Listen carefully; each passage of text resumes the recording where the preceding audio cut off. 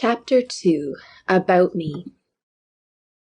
I could begin this chapter by giving you a rundown of my academic credentials, a career-focused list that would be quite at home on LinkedIn. But I am more than my career, even though my likes, interests, and curiosity bend toward what I do for a living, philosophy and ethics. The home where I grew up embraced free thought. Both my parents are free thinkers, and I'm sure their influence is a major reason I became one too.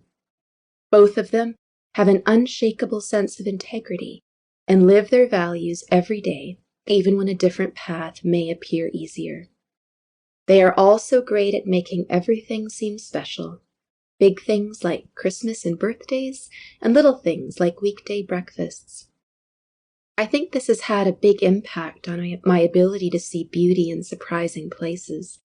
That they are creative people themselves didn't hurt either. My outlook was somewhat confirmed in my adult life when I was given a test ostensibly to determine my personality type.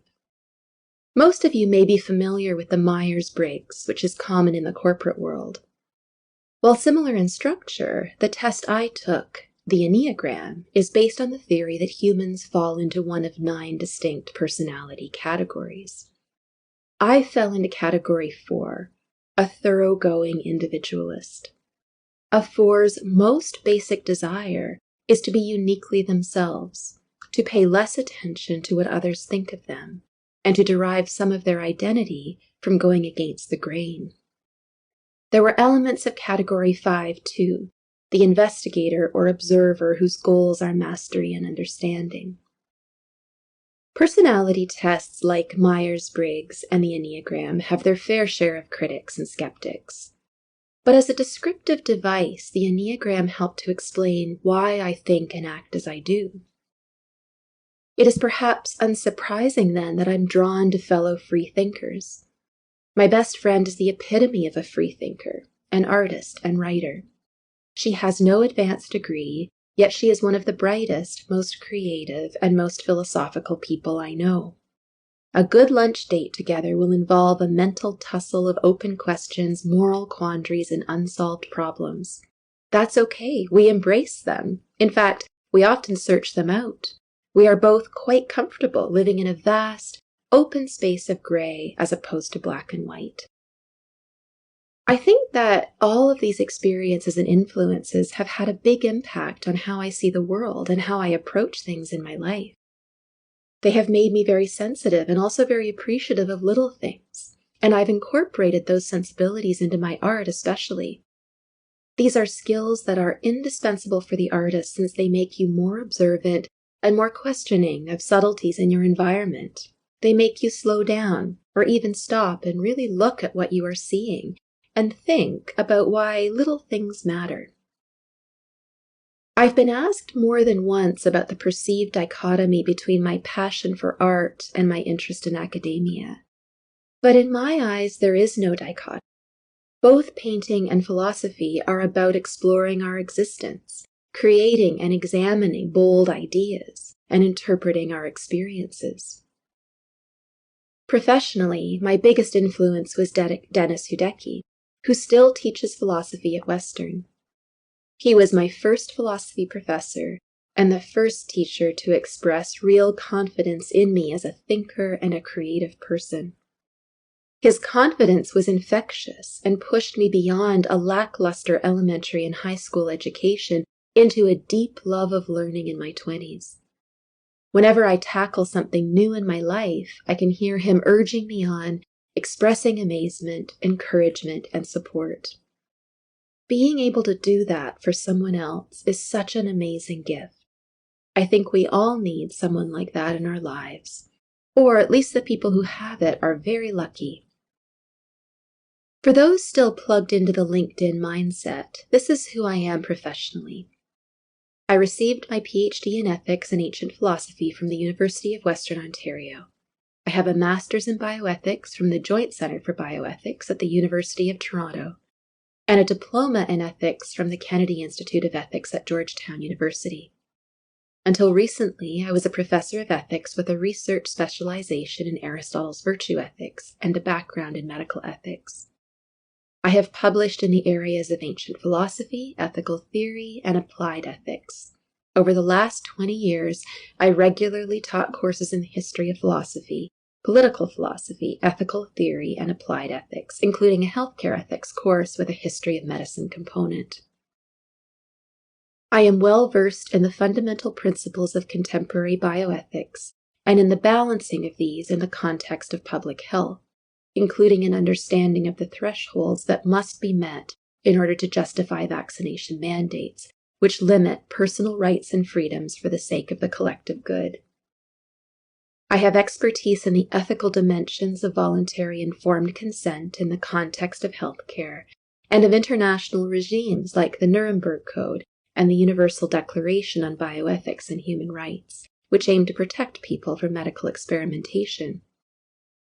And I'm also an attentive student of the history of medicine, which offers a number of examples of the corruption of regulatory systems, as well as the human costs of employing profit incentives in pharmaceutical decision-making. I didn't imagine there would be a life for me outside of academia, or that there would need to be. Now I can hardly imagine still being there. Seeing it from the outside gives you a different perspective. Throughout my academic life, I had a feeling just above the subconscious level that I was writing, experiencing, living someone else's story. The discipline and culture never felt like a perfect fit for me. There were parts that I liked, the history of thought, the intellectual freedom to explore all the nooks and crannies of an idea, the performance art that is lecturing, helping students to develop an appetite for learning and a healthy sense of curiosity about the world around them. But in other ways, I was always a bit of a misfit. Might I have fit better 40 years ago, or 500 years ago, or even 2,500 years ago? Some have called me an academic pariah, which, far from a pejorative, prompts me to think of Socrates and how he was portrayed 2,500 years ago in Plato's dialogue, Meno. In the dialogue, Meno compares Socrates to a torpedo fish, an archaic term for an electric ray, which shocks or numbs its prey into silence by simply asking questions, in this case about virtue. Socrates' response is worth noting. As for me, if the torpedo is torpid itself while causing others to be torpid, I am like it, but not otherwise.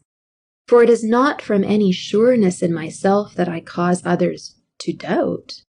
It is from being in more doubt than anyone else that I cause doubt in others. Meno 80 C to D.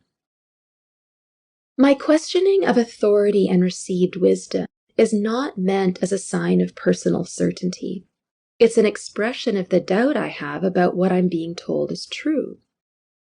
I firmly believe nobody owns the truth, particularly concerning the current pandemic. Yet public officials and a significant portion of the general population act as if all questions related to COVID have been answered. And so questioners, me included, are cast out today in much the same way that people in Plato's Greece avoided and ultimately persecuted Socrates. Today we treat words like science and expert as synonyms for perfection, and we idolize those concepts. I'm not sure we know what they mean, but we idolize them nonetheless. And if you're on the so-called side of science and the experts, you are not only on the right side intellectually, but you are virtuous, you are morally good, you are a good citizen, you are a good democratic participant. And if you are not on the side of the scientists and the experts, whoever has decided what that means, then not only are you wrong, but you are shut down and you're excluded and your voice no longer matters. Beyond a nagging sense of fit or belonging, I've grown to think there is something a bit ironic, even disingenuous about teaching ethics. The discipline is really something that needs to be lived, tried, modeled in the real world. In a way, that feeling has been the genesis of this book. For many months now, I have lived, imperfectly, no doubt, many of the theoretical constructs of ethical philosophy. For many months now, I have been both subject and observer in a live laboratory, testing the tenets of disciplines that in some cases stretch back millennia. One of the most surprising and disheartening facets of living this experiment has been an assessment of the role of social ostracization today. For more than a decade, social media has dominated our metrics of fame, attention, even personal worth. As a social species, humans have always needed to belong, but the digital world has amplified the need and made it ubiquitous. I often wonder why it is so important to others to just get along, to dissolve into the group. Maybe we crave belonging to a group because it gives us a sense of identity that is somehow easier to come by than getting it from ourselves. Individualism takes more work. It requires self-knowledge. Know thyself, a quotation that Diogenes Laertius attributed to Thales of Miletus, who predates Plato by 200 years. Perhaps more intellectual multitasking. Offloading these tasks to the group not only reduces mental workload, but also displaces responsibility. If I didn't come up with it myself, then I'm not responsible if things go wrong. Many people I encounter are quite shocked that I am willing to take such an unpopular public stand. What that says to me is that belonging, not being cast out by the tribe, is very high on their list of values. For me, it just isn't. Chalk it up to being a type 4 or to Socrates the torpedo fish. The fact is, feeling like I am in step with the tribe usually unsettles me. It makes me question whether the belief I have in common with the tribe is really my belief. I am skeptical, I guess, of conforming. Plato's student Aristotle had something to say about this. In his Nicomachean Ethics, he posits reputation as one possible path to happiness. A common Greek idea was that a good reputation among your peers is the way to the best life. A bad reputation leads to a lonely, empty life. That may be true as far as it goes, but as maintained by Aristotle, such an approach is no recipe for a happy, flourishing life. Reputation is fleeting, often beyond personal control. It is outside oneself. Reputation, in this sense, sits opposite morality, which is about character, the essence of who you are. You can't choose what reputation you have among others, but you absolutely can choose to act morally, in defiance of all that's around you. I think my free-thinking family and friends would applaud that last sentence.